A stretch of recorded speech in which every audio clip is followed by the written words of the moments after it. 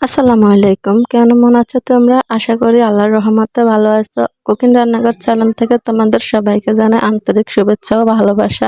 আজ তোমাদের সাথে আমার একটা পছন্দের রেসিপি আমি শেয়ার করব। তো গরুর মাংস কিন্তু সবাই পছন্দ করে, আবার সবাই এটা খেতেও খুব ভালো লাগে সবার কাছে। তো আমি দেখো আজকে আমাদের বাড়িতে মেহমান আসতেছে, তাই আমি রান্না করতেছি। আমি কিন্তু প্রায় গরুর গোশত এইভাবেই রান্না করি। আমি কিন্তু সব ধরনের মশলা কষিয়ে নিয়েছি। কষিয়ে এর সাথে দিয়ে দিয়েছি সব ধরনের বাদাম, সাথে টক দই, একটু চিনি দিয়ে দিয়েছি, যাতে মাংসটা খেতে খুব টেস্ট হয়। তো আমি গরুর মাংসগুলো দিয়ে দিলাম, তোমরা দেখতেই পাচ্ছ। আমি গরুর মাংসগুলো দিয়ে দিচ্ছি, দিয়ে দেখো যেন একটু একটু তেল উপরে ভাসছে, তখন কিন্তু দুধ দিয়ে দিলাম। এগুলার ভালোভাবে কষিয়ে এর সাথে দিয়ে দিলাম আমি কাঁচামরিচ দিয়ে সাথে দিয়ে দিয়েছি পেঁয়াজ বেরেস্তা। তো তোমরা দেখতেই পাচ্ছ, এভাবে রান্না করে দেখো, অনেক সুস্বাদু এবং টেস্ট হবে।